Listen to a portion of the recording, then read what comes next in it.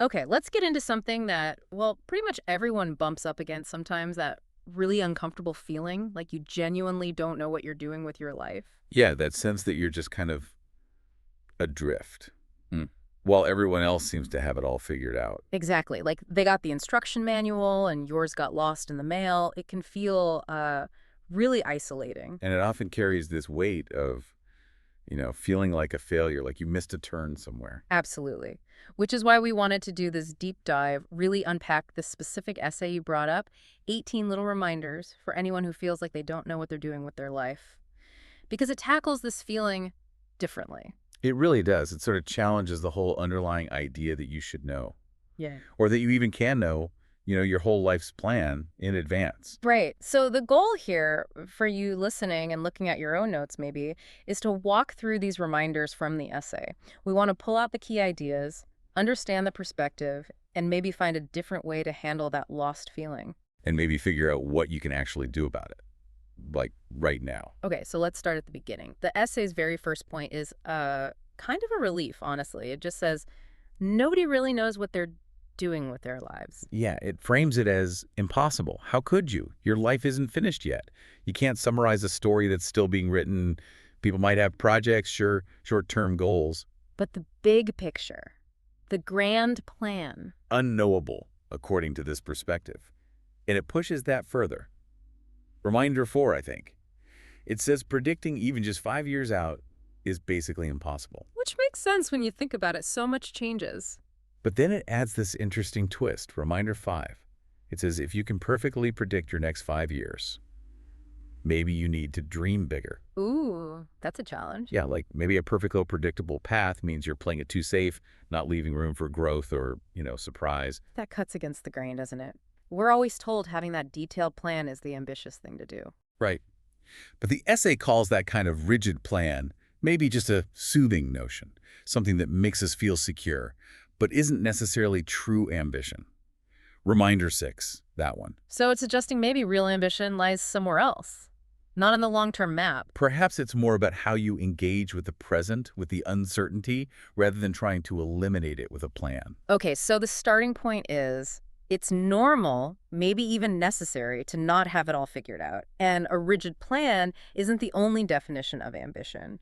So if we accept that, how does the essay suggest we think about feeling lost? What does that feeling actually mean then? This is where it gets really interesting, I think. Reminder 2.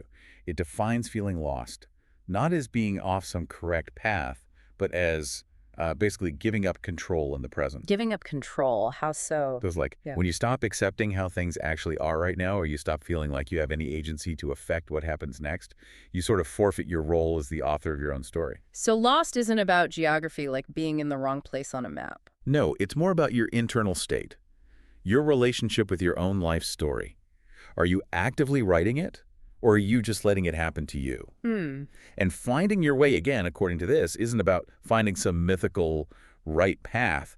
It's about owning what happened to you, the good, the bad, the unexpected turns, and then consciously deciding to keep writing the story from this point forward. So it's an act of reclaiming authorship. Exactly. You decide what defines your life now. You pick up the pen again. That's a powerful shift. It puts the agency right back in your hands. The feeling isn't proof you failed. It's maybe a signal you stopped actively participating. That seems to be the core idea. It's about present engagement, not past navigation errors. And the essay argues you don't need that grand destination figured out to actually do meaningful things. It uses some really strong examples. Yeah. Reminder 3.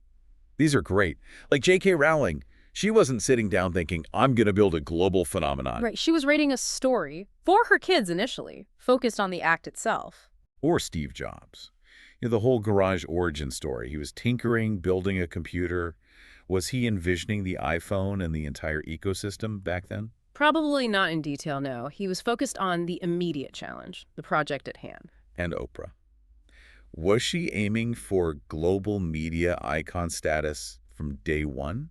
Or was she focused on doing her job, connecting with her audience day by day? So the point is, extraordinary outcomes can come from just doing the thing in front of you really well with focus. Exactly. You don't need the 5-year, 10-year lifetime plan to do something significant or worthwhile.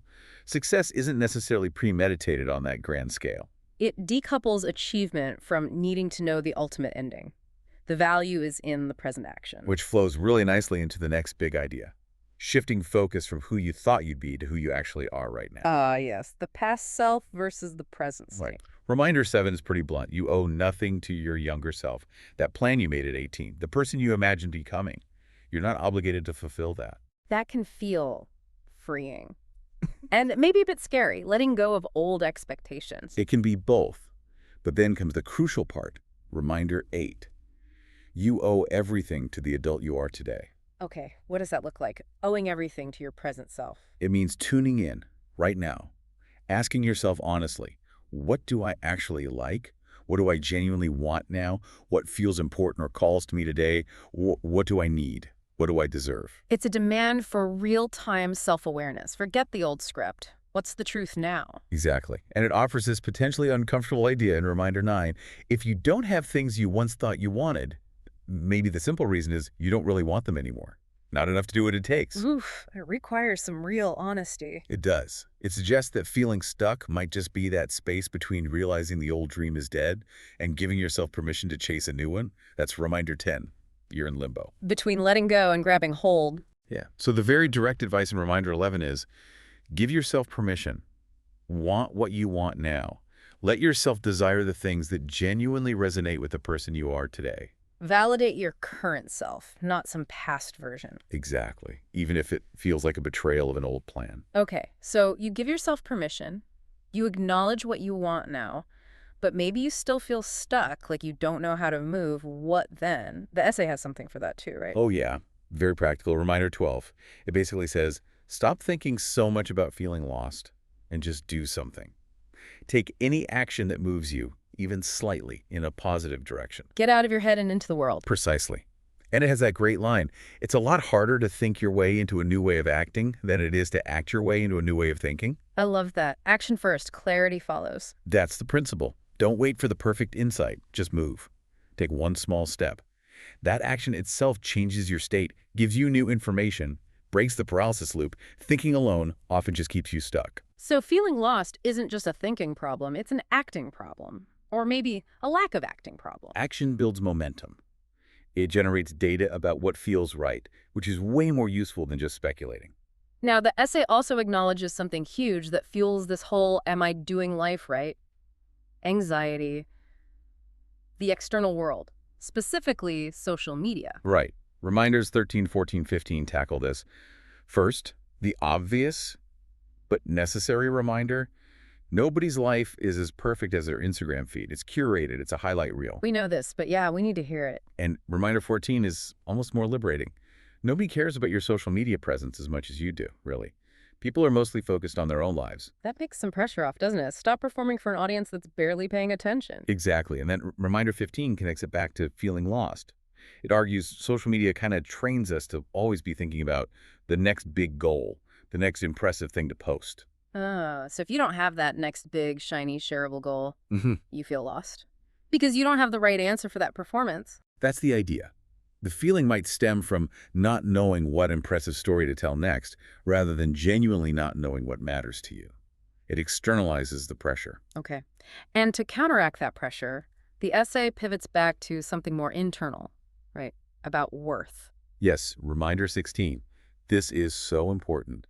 You do not need to achieve something publicly extraordinary to be a valuable, worthwhile human being. That runs counter to so much of the achievement narrative we absorb. It does. The essay acknowledges, look, statistically, very few people live those kinds of extraordinary lives in the public eye. But that doesn't lock you out of the good stuff. What good stuff? Contentment, love, joy, connection, what it calls the real wonders of life. Your worth isn't tied to your list of accomplishments or your public profile. It redefines a successful life away from external validation towards internal experience. Which leads right back to the core idea, reminder 17, the power of perception. How you see it is how it is. Pretty much. Your life is only as good or bad or fulfilling or confusing as your perception of it. So if you feel lost, The fundamental solution, the essay argues, is learning to think about your situation differently. It's an internal shift. it's not necessarily about changing everything outside, but changing the lens you're looking through. That's presented as the core mechanism for change. Reframe your thinking, change your perception. Okay, this all builds to the final reminder, reminder 18, which feels like the most practical takeaway. It's a direct shift in the question we ask ourselves. Yes, it says, stop asking that huge, overwhelming question, what am I doing with my life? The question that almost guarantees feeling overwhelmed and lost because it's just too big, too abstract. Exactly. And instead, start asking this, what am I doing with today? That's the whole thing, isn't it? Bringing it down from the impossible scale of my entire life to the manageable scale of today. It grounds you immediately in the present, in the only time frame you actually have direct control over. It's actionable. So this whole journey through the 18 little reminders, it really guides you away from worrying about the giant, unknowable life plan. And pulls you towards focusing on intention and action within the frame of today.